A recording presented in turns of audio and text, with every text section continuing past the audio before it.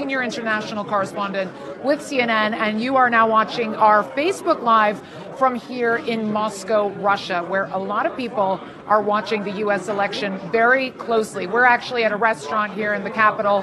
It's a kind of watching party. You can see we've got CNN on in the background, as always. And it's a mixture of people here, actually. Obviously, a lot of Americans, a lot of expats who want to come and watch the election as it plays out in real time.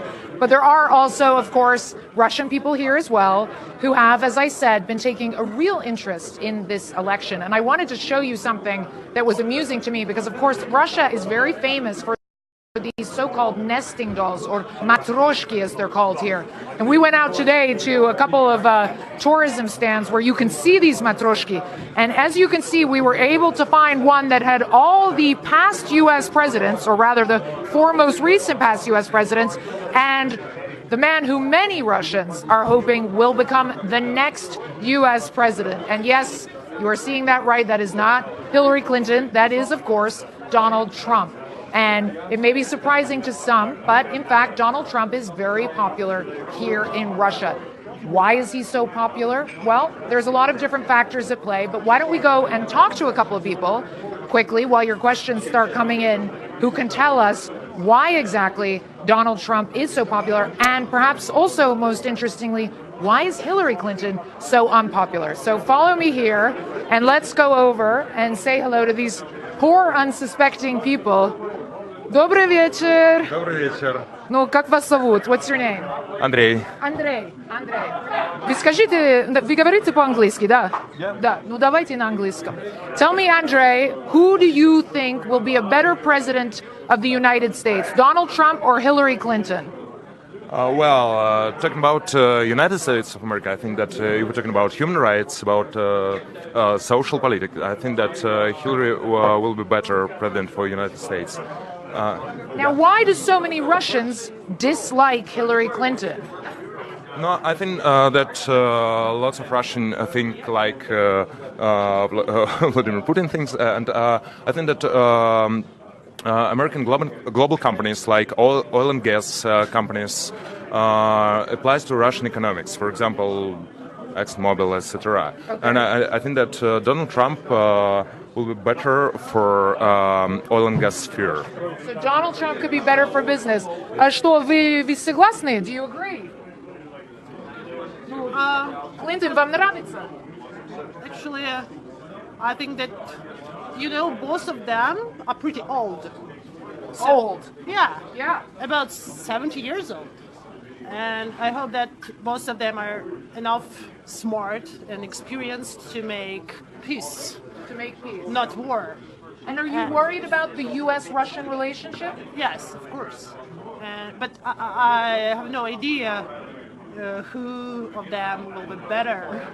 I just hope that both of them will move this relationship toward peace and toward positive relationship. But when you talk to people in Russia on the street, when you talk to like narod, right, they don't like Clinton. I think because she likes a little bit aggressive toward Russia. Yeah. Like we can expect something negative from her, but we don't like that. Okay.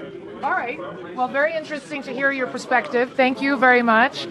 So you're hearing there a couple of different Russian people giving you a somewhat different reaction, to be honest, to what we have been hearing from people on the streets that we have been speaking to. So I just want to go to some of your questions now. Somebody has asked, what do people in Russia think of Hillary Clinton? Well, to be really honest with you, the people that we have spoken to here in Moscow are not big fans of Hillary Clinton, and they give several reasons for this. But the main one is that essentially she is seen as being very deeply anti-Russian. She is seen as being aggressive. They see her as a warmonger. They blame her for regime change in places like Libya, and they worry that she will essentially exacerbate the relationship between the U.S. and Russia, which I should say is already pretty much at a very bad point. Anti-Americanism now in Russia is rampant, and I have been living here on and off over the years for more than a decade, and it's really at its highest level that I have seen in years. So most people here tend to think that Hillary Clinton will not be good for the U.S.-Russian relationship. Now, Donald Trump, because you're asking me as well, what do people here think of Donald Trump? I would say it's a little bit more of a mixed bag.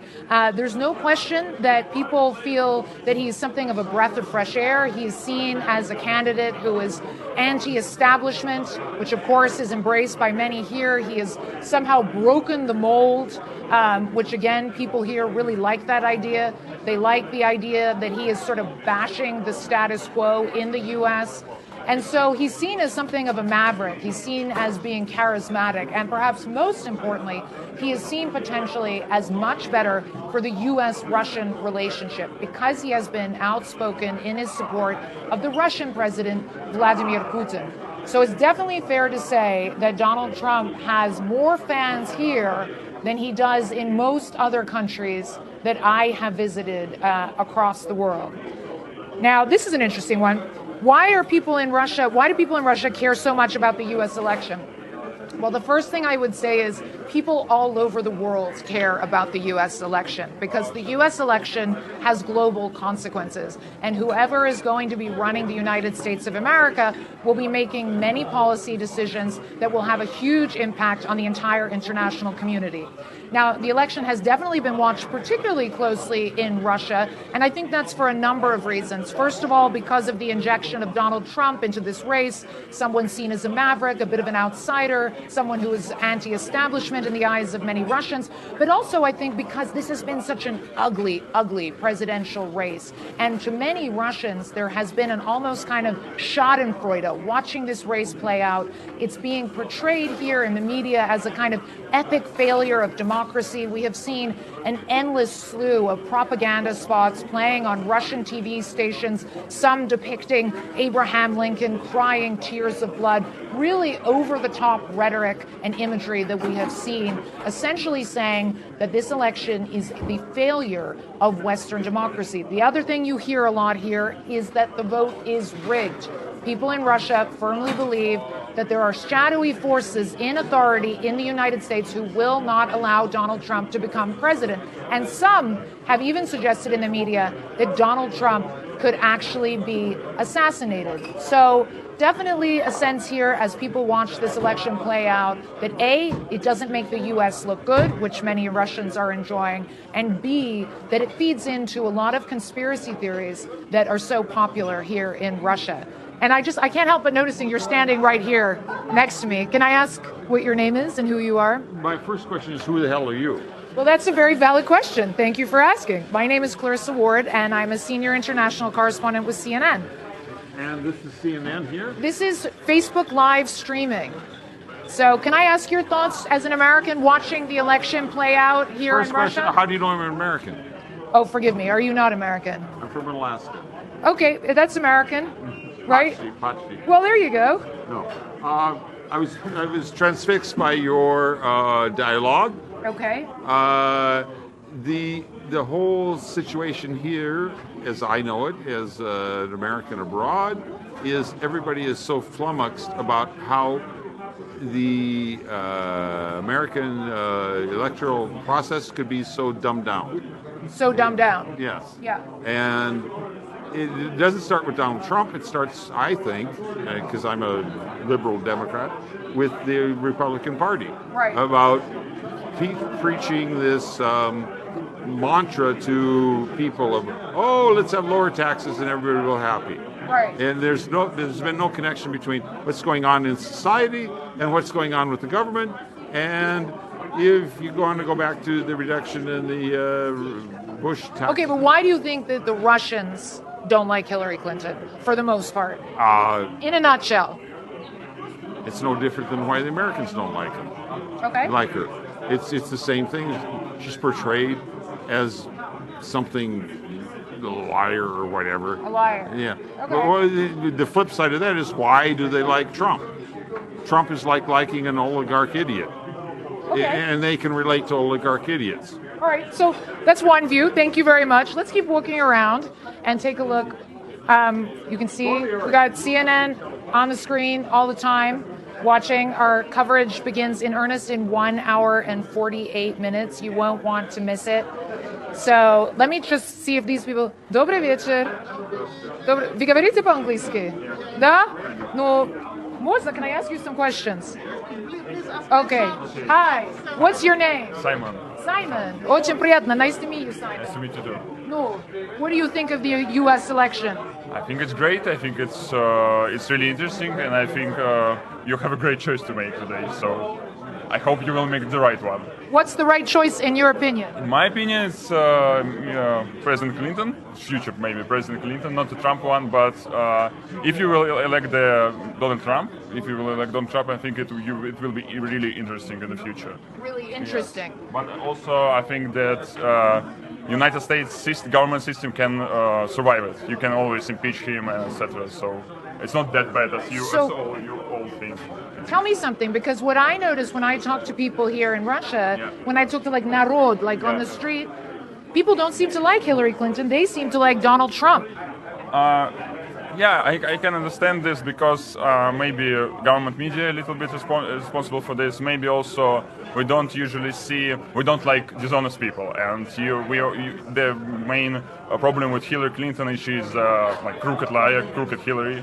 She's a crooked liar, as Donald Trump says. So, and this is the image of her. And the image of Donald Trump is he is racist, sexist, and etc. But he's honest, and we're like, oh, that's great. He's an honest politician. We like this. We have honest politicians. So you'll take the racist, sexist over the liar? No, I will not take it. I think a lot of people will not take this. But we say what we think, and that's in the information we get. It's interesting. One Russian senator called Hillary Clinton a cursed witch. Which one? A witch. Andrei Klimov. I don't know this one. But this is if you read Moskovsky Komsomolets. And I can understand it. And Hillary Clinton called Mr. Putin, compared him to Hitler. Hitler? Yes, Hitler. So, kind of break even here. And so is that what it comes down to, that Russians would like to see a U.S. president who will have a better relationship with Russia? I think, that's basically every time we want to have anyone who will want to have a better relationship with our country. If your future candidate for presidency said that our current president is a Hitler and we like him, Mr. Putin, so I think it's not great for the future relations. I mean, I don't really know how we will work with this. And a lot of scientists and experts, they say that maybe will be the problem because they already do not like each other. And with Donald Trump, with all this rhetoric about their relationships with Mr. Putin, which is obviously is not true, maybe they will work better. I don't know. Do you think, last question, and then I'll let you finish your dinner together, but do you think that Russians are following this election? Do you think they're interested in what happens? I don't know about interesting, but I think they're following it for sure because Russian media is covering it a lot. Like we have it on TV every day almost. And but people who are interested, they're following. I followed it for 1 year and a half, and so that's a great election. Simon, очень приятно, большое вам спасибо. Всего доброго. Let's keep talking now. I want to bring in someone who is really an expert on this issue more than anyone else. No, it's true. Matthew Chance, our senior international correspondent who's been based in Russia forever. And Matthew, the question that I've just had asked is an interesting one. What do people in Russia think of President Obama? It's a difficult question to answer, actually, but I think there's a sense in which they feel that he's been a bit of a letdown. I think just like people across the world, there were a lot of high hopes when it came to President Obama's impact in the world. But I mean, when it comes to American policy with Russia, the sanctions that have been imposed against Russia by the United States over its annexation of Crimea and Ukraine, there are odds over the war in Syria. Of course, there's the conflict in Libya and the bombardment and the toppling of Gaddafi.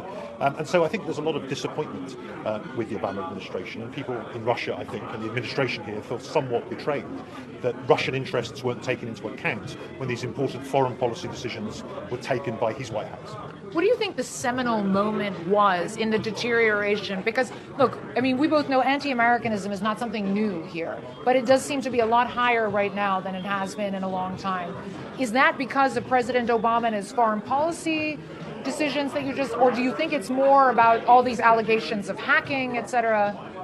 Well, it's again, it depends where you want to start that history from. Yeah. I mean, there are grievances between the United States and Russia since the end of the Cold War that stretch back, for instance, to Iraq, the Gulf War, to Kosovo and the independence of that place. Russia was very much opposed to that, and then we moved through to the toppling Sudan, which of course was a close ally of Russia, and then the Arab Spring uprisings as well. Gaddafi was close. Bashar al-Assad now is close to the Russians. There was missile defense. Putin was very upset that missile defenses were going to be deployed in Eastern Europe. That plan was eventually kind of curtailed somewhat, but nevertheless a lot of damage was done. And there's been a whole host of issues that have been not just thorns in the side of the relationship between these two countries, but have really derailed it. And that's interesting because when you cast your mind back to 2001, after the 9/11 attacks, Putin was the first leader to call the then President Bush and offer his assistance. And so it's been a very, very rapid deterioration since then. But I mean, I think in recent years, the pivotal moment was that issue of Ukraine in 2014, when there was that popular uprising inside Ukraine, and the West, led by the United States, effectively backed the toppling of what Russians see as a democratically elected, legitimate leader of the country. And there is this idea constantly that America is about instigating regime change, whereas for Russians, regime change is kind of an anathema. The other question I'm getting a lot, of course, everybody's asking about the alleged hacking of Democratic Party emails. This has been a big story on the campaign trail. It's a big story here as well. For the most part, everyone I have spoken to says it's completely unsubstantiated, and not only that, it's evidence of this kind of Russophobia that they see as being so pervasive in the U.S. right now. Well, I mean, in terms of the evidence, I mean, there's not a lot of digital evidence that we've seen. There may well be digital evidence, but it's so technical. I think for the general public, and certainly for people like us, it's not very easily interpreted. And also, that evidence hasn't been made public. And so if the US security services have that evidence, they haven't made it public. But there is strong circumstantial evidence, of course, that Russian hackers are linked to these attacks. I mean, everybody who's been hacked, virtually without exception, has either been a rival or an enemy of the Russian state. And so the hackers, whoever they are at the very least attacking interests that are aligned with those of the Kremlin. And so that's why it's such strong circumstantial evidence. And do you think that we are going to see more of this so-called disinformation campaigns that are also being blamed on the Russians, spreading news stories that the Americans say are not actually true, that they're made up? Is this become like a sort of weapon of choice, do you think, for the Russian authorities? I think so, and I don't think this is the first time in history that we've seen the weaponization of information. And propaganda, of course, on both sides of the Cold War was prevalent.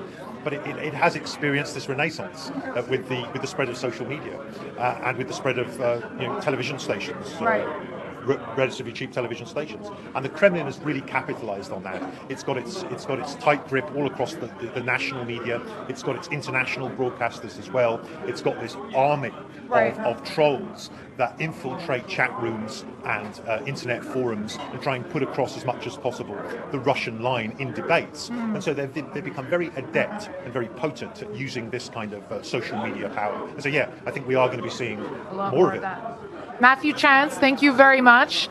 And so we'll just come over here to finish this up. It is now 10:30 here in Moscow. We have another 1 hour and 38 minutes till CNN's super election coverage starts. And of course, some people here might not be staying up. It could be really 5, 6, even 7 in the morning before this U.S. election is declared. But certainly, judging by what we have seen in some of the matroshki stalls, it appears that Trump is the more popular candidate here in Russia, based largely on this perception that Hillary Clinton is anti-Russian, that she is aggressive, and that this will not be good news for U.S.-Russian relations if she wins. But as you did hear tonight, a lot of opposing views. Thank you so much for joining our Facebook Live.